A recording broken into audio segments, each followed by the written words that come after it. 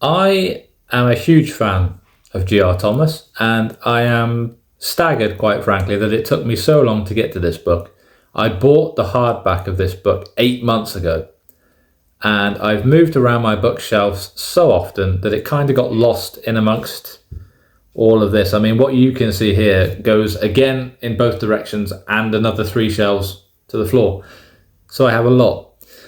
But I finally got around to it. And I'm noticing there's a group of authors that I've started to read their work, and they all recommend each other. And that is G.R. Thomas, Becky Wright, and Beverly Lee. And they all have a very, very similar writing style. The first half of the book is incredibly descriptive and incredibly atmospheric, but it's a lot of description. A lot of description.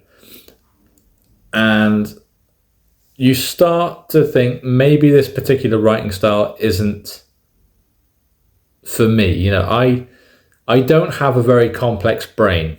If you've read any of my own books, you probably figure that out. Maybe with the exception of Emergence. But I don't write relatively complex stuff. So my brain struggles with like really high fantasy, for example, or overly descriptive stuff.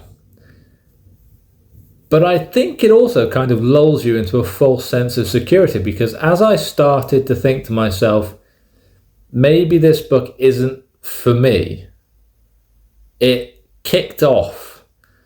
And that's the same thing that happened when I read the final act of Mercy Dove by Becky Wright, and it's what happened with The House of Little Bones by Beverly Lee. The first half sort of makes you comfortable in the way the book is going, and then just blows up.